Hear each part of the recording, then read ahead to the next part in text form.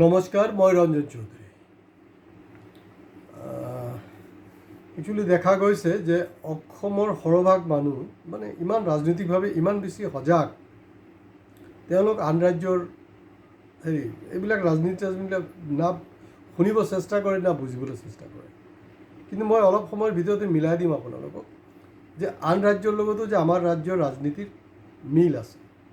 প্ৰথম কথাটো হ'ল ৱেষ্ট বেংগলত আমি দেখিছিলোঁ যে 2011-ত বুদ্ধিজীৱীসকল তাৰ যি আছিলে মানে আপোনাৰ বিভিন্ন চেলিব্ৰিটিবিলাকো আছিলে বুদ্ধিজীৱী বাহিৰে, তেওঁলোকে যিমান সক্ৰিয় পৰৱৰ্তী সময়ত সক্ৰিয় নাছিলে। কিন্তু এই মুহূৰ্তত এতিয়া যে 2026-ৰ যি ইলেকশ্যন হ'ল, যি ঘটনা প্ৰবাহ হৈ আছে, তাৰ পিছত তাৰ বুদ্ধিজীৱী মোটামুটি নিমাত আৰু ইভেন ইলেকশ্যনৰ আগৰ পৰা ষ্টাৰ্ট হৈছে, পিছৰ পৰা যি মাৰপিট হাংগামা আৰু এনেকুৱা এটা পৰ্যায়কে পাইছে তৃণমূল কংগ্ৰেছৰ যি আপোনাৰ মেইন লিডাৰ তেওঁলোকৰ পাৰ্লামেণ্টৰ, তেখেতক গুৰাকে মৰা হৈছে। ৱেষ্ট বেংগলৰ একজন বুদ্ধিজীৱী সেইটোক বিৰোধিতা কৰা নাই আৰু গোটেই বস্তুটোক ফ্ৰেম কৰা হৈছে। তাততো অলৰেডি শুভেন্দু অধিকাৰীৰ নিয়ন্ত্ৰণত আপোনাৰ আছে, তাৰ ৰাজ্যিক পুলিচ আছে, কেন্দ্ৰীয় বাহিনী এতিয়াও আঁতৰা নাই, তাৰ মজুত আছে। আৰু দেখুৱাইছে এনেকৈ যে মানে জনৰসত পৰি মানে এনেকুৱা মাৰপিট হৈছে, কিবা কিবি দলিয়াইছে আৰু চব বস্তু কিন্তু প্লেনফুলি গোটেই কাৰবাৰটো হৈ আছে। আৰু এইটো প্লেনফুলি আৰু ইণ্টাৰেষ্টিং হ'ল, তাৰমানে বহুত আগতে চিটিৰ ভয় দেখুৱাই অভিষেক বেনাৰ্জীক কিন্তু বিজেপিত লোৱাৰ কাৰণে বহু ব্লেকমেইলিং কৰিছিলে। তো আল্টিমেটলি হ'ব পৰা নাই। আৰু অভিজিত যদি ইমানেই বেয়া হয়, ইমান দুৰ্নীতি কৰিছে, তেখেতক এই মুহূৰ্তলৈকে জেলত কেলে ভৰোৱা নাই, পাব্লিকৰ ওচৰত কেলে এৰি দিয়ে, জানি শুনি এৰি দিয়ে ন, জানি শুনি। তাৰমানে দেখা গৈছে যে TMCৰ সময়তকৈ এতিয়া ল এণ্ড অৰ্ডাৰ চিটুৱেশ্যন আৰু বেয়া। তেওঁ পাৰ্লামেণ্টৰ এই এটা দলৰ TMCৰ গ্ৰুপ লিডাৰ, টপ লিডাৰ, তাত ৰাষ্ট্ৰীয় সাধাৰণ সম্পাদক। কিন্তু যেতিয়া বাংলাদেশত হিন্দুৰ ওপৰত জুলুম হৈছিলে, তেতিয়া এই শুভেন্দু অধিকাৰী আছিলে কিন্তু অপজিশ্যনৰ, ৱেষ্ট বেংগল অপজিশ্যনৰ চিফ। তেখেত মানে ড্ৰামাটো সেইটো সময়ত কি কৰিছে আপোনালোকে দেখিছে, আকৌ মনত পেলাবলৈ চেষ্টা কৰক। সেই সময়ত কৰিলে কি, তেওঁ এই যে আপোনাৰ বাংলাদেশৰ যে ইয়াত যিজন এম্বেচেডৰ আছে, তেওঁৰ অফিচত গৈ পূৰা হাংগামা কৰিলে, ভাং চুৰ, বেৰিকেড ভাঙি দিলে, বহুত কিবা কিবি কৰিলে। আৰু TMC তেতিয়া কিন্তু ফুল কণ্ট্ৰলত আছে প্ৰশাসনত। TMCৰ প্ৰশাসন কিন্তু এই কাৰবাৰটো হোৱা নাই, যোনটো অভিষেক বেনাৰ্জীৰ লগত হ'ল। আৰু এইটোৰ যোগেদি কি হয়, বিজেপিৰ দুটা টেকনিক আছে কেনেকৈ আপুনি মানুহক বিজেপিক ল'ব। তাৰ আগতে এটা বস্তু মই ক্লিয়াৰ কৰি লওঁ। 2014-ত নৰেন্দ্ৰ মোদীৰ ডায়লগ এটা মনত আছে নাই, ৰবাৰ্ট বাদ্ৰা, সোনিয়া গান্ধীৰ জোৱাই সম্পৰ্কে কি কৈছিলে, জামাই ৰাজা জেল মে জানা পড়েগা, চাক্কি পিচিং আৰু পিচিং। আজি 12 বছৰ পাৰ হৈ গ'ল, ক'ত ৰবাৰ্ট বাদ্ৰাত সোমোৱা নাই কেনে?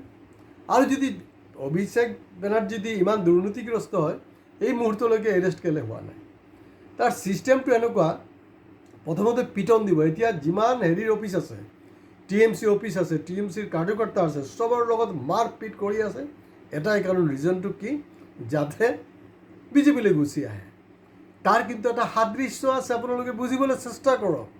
এটলিষ্ট আমাৰ অসমৰ বুদ্ধিজীৱীখিনি এই কথাবিলাক আলোচনা কৰক। প্ৰদ্যুৎ বৰদলৈ বিজেপিত যোৱাৰ আগত পিটন খোৱা নাই জানো? ক'ত পিটন খাইছিল মনত পৰিছেনে? আছে, এতিয়াও ছ'চিয়েল মিডিয়াত আছে। ভূপেন বৰা পিটন খাইছিলে নে নাই? সেইটোৱে দুটা চিমটমছ।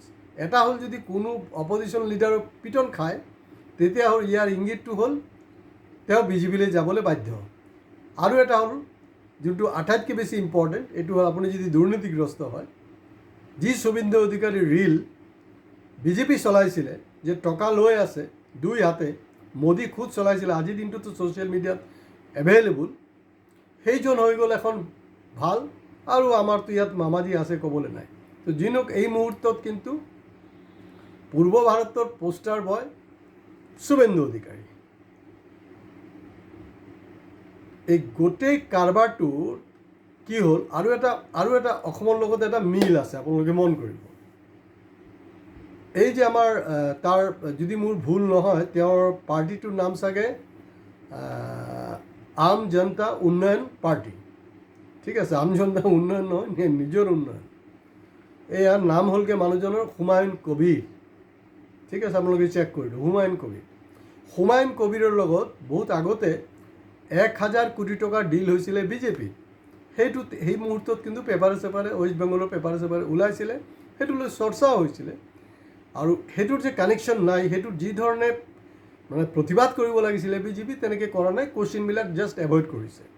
যেনেকৈ সাৰদা কেলেংকাৰীৰ কথাটো অমিত শ্বাহ কৈছিলে এটা সময়ত অসমত, আকৌ যেতিয়া অসমৰ সাংবাদিকে সুধিলে সাৰদা কেলেংকাৰীৰ কথা, কি বুলি কৈছে তেওঁ, নে এইসব বাত নেই करना ही अच्छा, आपको शोभा नहीं देता है, মানে চিট ভি তেৰি পিট ভি তেৰি, এই কাৰবাৰবিলাক হৈ আছে।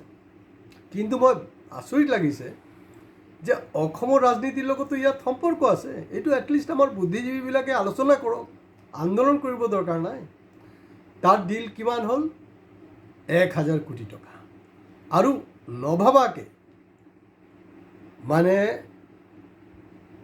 আপোনাৰ বিজেপি তাৰ উত্থান যোনটো হ'ল, তাততো কেইবাটা ৰিজন এটা আছে, সেইটো এটা হ'ল অন্যতম ৰিজন। অসমৰ লগত সংমিশ্ৰণটো হ'ল যে তেওঁ যিজন মেইন মুৰব্বী হুমায়ুন কবিৰ, তেখেত জিকিলে আৰু তেওঁৰ একজন চেলা জিকিলে। All fixing. অসমত চাওক, অসমতো হুমায়ুন কবিৰ আছে, সেইটো হ'লগৈ অখিল গগৈ।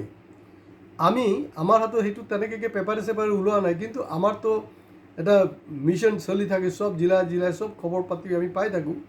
মানে যে গোপন সূত্ৰৰ পমখেদি যোনটো কয় আপোনালোকে, গদি মিডিয়া যোনটো কয়, সেইটো যদি তাহাঁতি ক'ব পাৰে, আমিও ক'ব পাৰোঁ। অৱশ্যে তাহাঁতি তেনেকৈ নহয়, তাহাঁতে ডাইৰেক্ট ক্লেইম কৰি আহে। আৰু আমি এজ এ মানে এথিক্স মনাৰ কাৰণে আমি কৈছোঁ গোপন সূত্ৰ পমখেদি। অখিল গগৈৰ লগত ডিল হ'ল 300 কোটি টকা, কিমান বঢ়িয়া। তাত 1,000 কোটি টকা ডিল হ'ল, ঢিলা কৰি দিলে, তাহাঁতে অভূতপূৰ্ব বিজয় হ'ল। অসমত ইমান এণ্টি ইষ্টাব্লিছমেণ্ট থকা স্বত্তেও, জুবিনৰ ঘটনাটো থকা স্বত্তেও অস্বাভাৱিকভাৱে ছিট পালে 82। আৰু ইয়াত অখিল গগৈ ইণ্টাৰেষ্টিং, তেওঁ জিকিলে আৰু তেওঁতকৈও যোগ্য প্ৰাৰ্থী আছিলে, তেওঁলোক নিজিকিলে। যোনটো জিকিব বুলি আগতীয়াকৈ ধিং সমষ্টিত যে জিকিব, যোনটো মুখ্যমন্ত্ৰী ডাঙৰীয়াক কৈছিলে, ইলেকশ্যনৰ আগতে কৈ দিছিলে, ইণ্টাৰেষ্টিংলি তেওঁলোক জিকিলে। তাত 1,000 কোটি /2 প্লাছ ছাইড এফেক্ট, ইয়াত 300 কোটি +2 প্লাছ ছাইড এফেক্ট। এই ঘটনা বতৰাবিলাক হৈ আছে। গতিকে বেলেগ ৰাজ্যবিলাকতো যি ৰাজনীতি হৈ আছে, এইবিলাক সম্পৰ্কে কিন্তু আমাৰ চিন্তা চৰ্চাৰ দৰকাৰ আছে। আমাৰ চেনেলত বহুদিন ধৰি কেইবাজনো কৈছে যে আপুনি ৱেষ্ট বেংগলৰ সম্পৰ্ক কওক। মই তেনেকৈ কোৱা নাই। তো মোৰ সতীৰ্থ 2-1জনে মোক ক'লে যে আপুনি ৱেষ্ট বেংগলৰ এইটোক লৈ অলপ কথা পাতক। মই ক'লোঁ যে মোৰ যোনটো এছেছমেণ্ট, মই দেখিছোঁ যে অসমৰ সৰহভাগ মানুহ তেওঁলোক ইণ্টাৰেষ্টেডে নহয় বেলেগ ৰাজ্যৰ ৰাজনীতিক লৈ। তাততো 1,000 কোটি টকা পালে, আৰু মোৰ এই ভিডিঅ'খন 1000টা ভিউ হ'ব নেকি তাৰো কোনো গেৰেণ্টি নাই। তো ভিউ হোৱা, লাইক হোৱা, কমেণ্টছ হোৱা, শ্বেয়াৰ হোৱা, ছাবস্ক্ৰাইব হোৱাটো, এইটো সম্পূৰ্ণ আমাৰ স্বাভিমানী অসমীয়াৰ ওপৰত নিৰ্ভৰ কৰিছে। কাৰণ নেশ্যনেল লেভেলত মোক বহুতে কৈ থাকে যে এই ধৰণৰ এংগেলত আপুনি কথা পাতিব, কিন্তু মই সদায় তেওঁলোকক কওঁ যে দে আৰ নট ইণ্টাৰেষ্টেড। তেওঁলোকে ইণ্টাৰেষ্টেডে নহয়, তেওঁলোকৰ ইণ্টাৰেষ্টটো বেলেগত। এই 1,200 টকা এই চাউল, চেনি, এই আলবাল যি আছে, এইবিলাকতো এতিয়া বন্ধ হ'বলৈ গৈ আছে। তো চাওঁ আজিৰটো ভিউ কিমান হয়। যদি ভিউ হয়, লাইক হয়, কমেণ্টছ হয়, ট্ৰিমেণ্ডাছ শ্বেয়াৰ হয়, ডেফিনেটলি আমি এই ধৰণৰ ভিডিঅ'বিলাক অহা দিনত কৰিম। কিন্তু এই বস্তুটো যে কণ্ডেম হোৱা নাই অভিষেক বেনাৰ্জীৰ ওপৰত যি ঘটনা, এইটো কিন্তু কোনো পধ্যে গ্ৰহণযোগ্য নহয়। এটলিষ্ট কণ্ডেম কৰক বুদ্ধিজীৱীবিলাকক। ৱেষ্ট বেংগলতো গ'লেই, উপায় নাই।